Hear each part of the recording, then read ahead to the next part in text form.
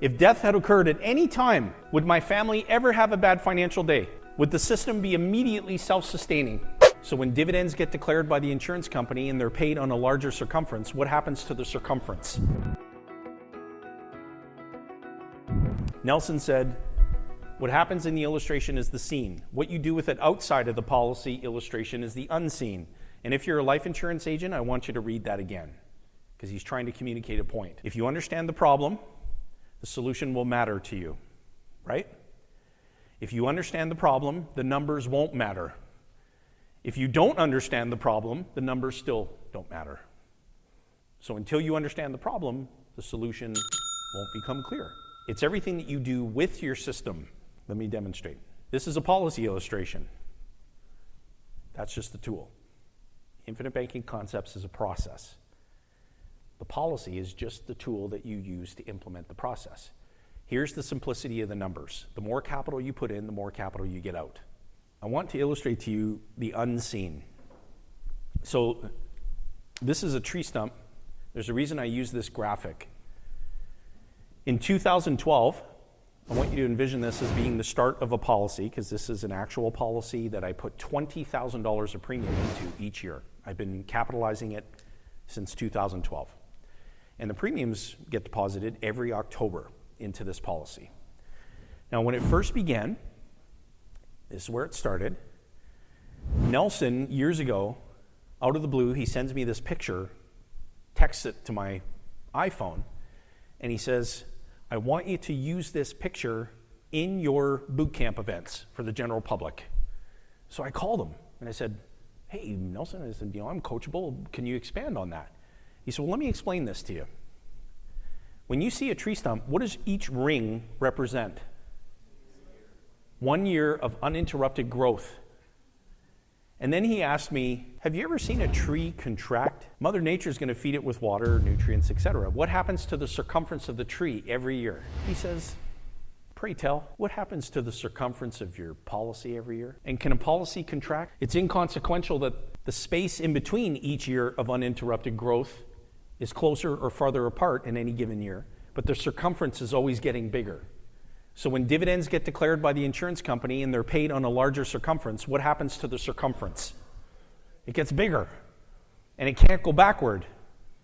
And in 2012, my twin daughters, Caitlin and Charlotte, came along. When they came along, this policy was put into place, and then in 2013, a year later, the first dividend was paid, the policy circumference grew. 2014, we took a family vacation. We take the whole family on vacation every year. And it's a policy loan that takes care of the vacation. What do I say to the kids every night that we're sitting down to dinner as a family on vacation? I say, kids, when you lay your heads down to rest tonight, when you wake up tomorrow morning, the family banking system is going to have more money in it tomorrow morning than it did when you went to bed tonight. And then, 2015, we purchased the Honda Odyssey. Dividends declared again. Circumference of the policy grows. 2016, another dividends declared, circumference of the policy grows. 2017, we purchased the Ford Explorer. Dividends declared, policy circumference grows. 2018, another family vacation, another dividend paid, policy circumference grows. 2019, another family vacation, another dividend, policy circumference grows. 2020, COVID hits. No vacation. Aquarium of capital still keeps growing every single day, uninterrupted. Dividend paid, circumference grows. 2021, Nissan Altima, dividend paid, policy circumference grows. It started here with 2 babies in my arms. It ends up here in 2021 where I'm cycling with my daughters in the park. That's the unseen of becoming your own banker. If death had occurred at any time, would my family ever have a bad financial day for the rest of their lives? Would the system be immediately self-sustaining? Definitely. And I even said to Rebecca, I said, God forbid if anything happened, you got to pretend to be upset for at least 15 minutes at the funeral. Now, what Nelson said is he said, we're taking the financial energy away from outside lenders and redirecting it into our own family banking system. The more we do that, the more capacity that we create. This is the outside lender, and that's you. All right. Here's what I want to amplify as it relates to what you saw here, okay? I want you to think of this image. On page 15 of Nelson's book, he says, "It all reminds me of a phenomenon in physics. Take a pail of water to the seaside. I want you at sea level and heat it up to 210 degrees Fahrenheit, and all you have is very hot water. But if you heat it up to 212 degrees Fahrenheit, you have live steam with unbelievable power. The steam engine changed the world, but it doesn't happen until you get past 212 degrees. Lots of heat goes into the process up to the boiling point, but the dramatic power comes suddenly." In 2012, I'm at seaside. I've got the pot of water. The premium is the energy, the fire, okay? I'm starting to heat up that pot of water until I get to 210 degrees. At 210 degrees, what do I have? As Nelson described, I have a pot of hot water. Well, once I get to 212 degrees, what do I have? Live steam.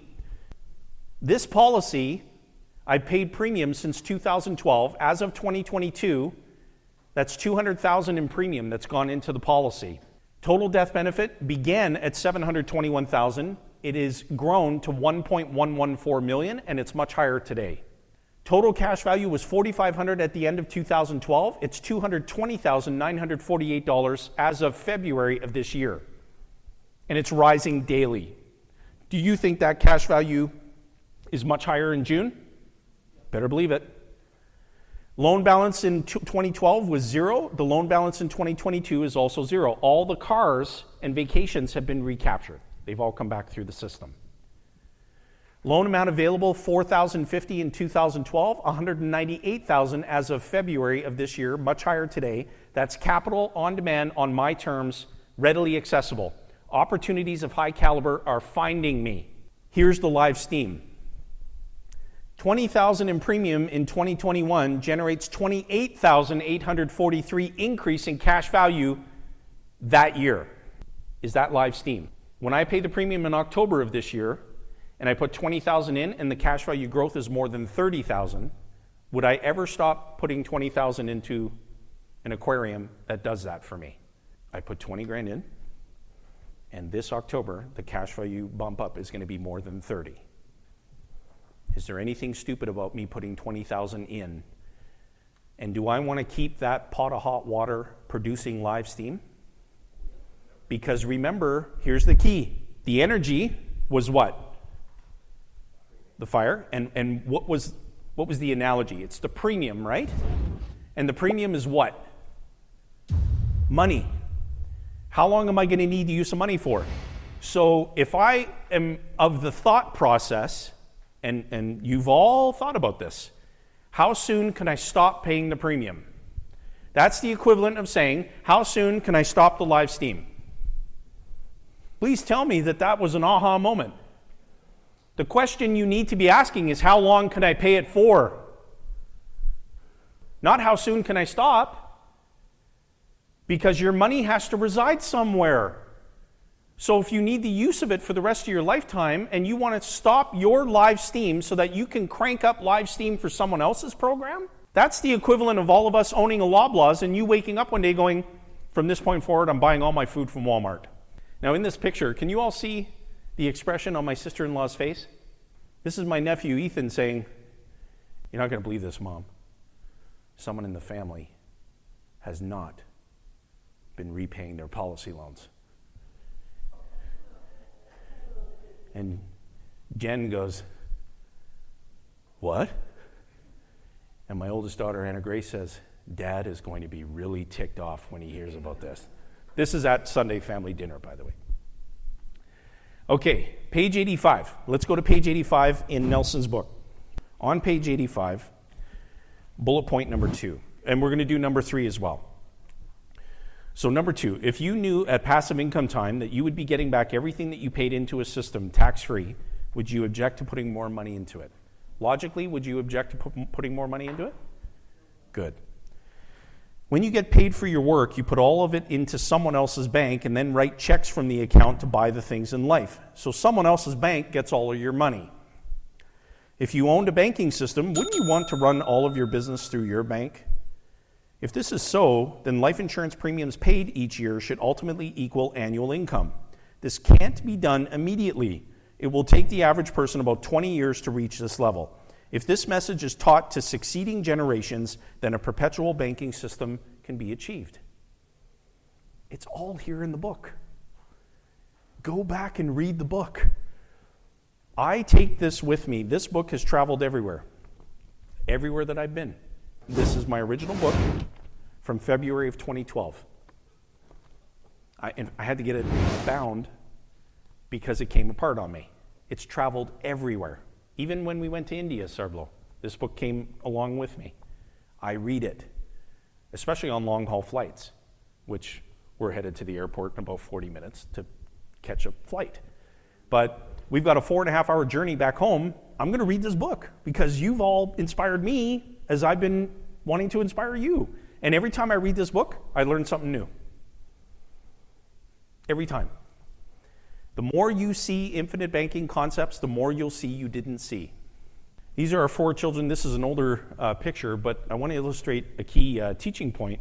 We teach our kids about this person. Who is that? Fact or fiction? We teach our kids about this character, the Easter Bunny. Fact or fiction? We teach our kids about the Tooth Fairy. Fact or fiction? Okay, it was actually my brother-in-law that sent this to me before our last family banking meeting, and he said, you have to show this to the kids. So when I pulled this up for the kids, they just burst out laughing. They're like, you don't really have your own money, do you, Dad? We teach our kids about Nelson. They know he's real. 2 of my 4 children had the opportunity to meet with him and get to know him. I think about him every single day. This is one of my twin daughters, Katie. Her nickname is Katie Bug. And she was about 6 years young in this picture, and she said these words verbatim, her words, not mine. My dad put life insurance in place for me, not on me. And the kids mimic I often say, be great, be grateful, be elite, be determined. And our kids repeat that. And she said that statement and then said, be great. She has 5 policies in place. She just turned 10 today. I'm on my way home this evening to be with my twin babies. $879,000 in total death benefit, rising every year. $37,000 in total cash value, rising every day. She'll never see a commercial bank for any financing needs unless she chooses to. This is my nephew Ethan sitting in my study at home. He just signed a loan agreement from the family banking system. He's 16, and he used the proceeds to buy this vehicle, a Mitsubishi Lancer. This is my nephew Evan, 13 years young, signing a loan agreement from the family banking system to purchase a new computer. He delivers flyers and referees hockey games. He gets paid $30 every time he refs a hockey game. He makes loan repayments every month through automatic withdrawal. So does Ethan. This is my son Jackson. He's 13. I'm 6'3". He's as tall as me. And Jackson is in process. He's continually accessing and repaying loans. He's 13. My twin daughter Charlotte, aka Carly Bear, and my twin daughter Katie are now asking when they can access their first policy loans. They just turned 10 today. That's my oldest daughter, Anna Grace, who's the light of my life. She's absolutely amazing. Loves volleyball, basketball, skating, skipping, swimming, dancing, running, jogging. The kids are involved in everything, and she's incredible. Let's talk about the kids. There are a number of significant advantages to this plan. It covers multiple generations and promotes long-range planning. Underwriting problems are minimized. When you put policies in place on kids or their grandkids, there's no paramedical underwriting. There's a tax-free buildup of cash values over a long period of time. Look at what we've done with Rebecca and I in our system for 14 years. Imagine what our kids will be doing over the course of 60, 70, 80 years. Just picture that for a moment. The outlay is very small compared to the ultimate yield. The first policies we put in place on our kids were $100 a month. The applications that just went in for policy number 6 for all 4 of our kids is for $5,000 a year. The reason we're able to add more death benefit for our kids is because our total death benefits as parents have kept going up every year. The generation paying the premium, in this case mom and dad, can most easily afford the premium. And when death benefit occurs, the system becomes self-sustaining. It precludes any need for Social Security. Passive income is assured. Estate planning is greatly simplified. The wealth mentality is transferred to succeeding generations over a long period of time to produce consistent understanding. They are learning a process, not buying a product. And it promotes the understanding of what stewardship is all about. Now, Nelson indicated that money won't buy happiness, and I say that poor won't buy you a thing. And I know that from firsthand experience, growing up in a situation that I shared with you earlier. Anybody know who Simon Sinek is? I got to share this with you because Simon imparted some great wisdom that I've been utilizing ever since. We were at an Equitable Life Leaders Conference in Chicago, and I was speaking at that event and attending. It was a few days. It was amazing, great event. And we went out to lunch at this restaurant, and Simon was having lunch with someone not too far from where we were seating. And I said, that's Simon Sinek. I want to meet this guy. So I called the waiter over, and I said, could you do me a favor? He said, sure. I said, when that gentleman over there is ready for his check, tell him that it's already been taken care of. Bring me his bill. The waiter says, okay. Who should I tell him it's from? Tell him it's from Jayson Lowe.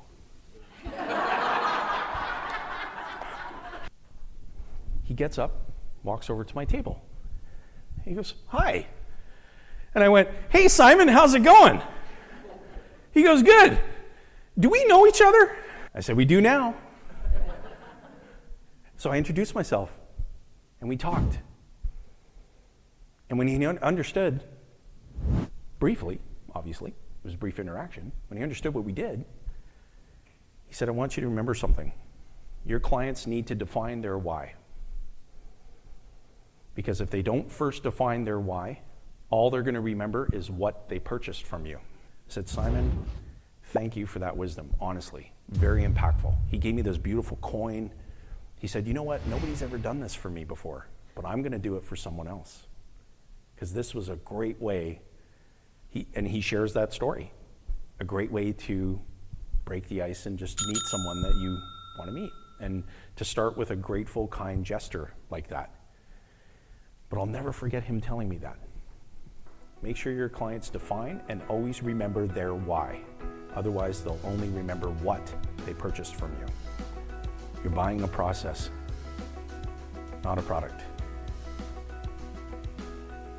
Thank you, everybody, for having me with you. I appreciate you.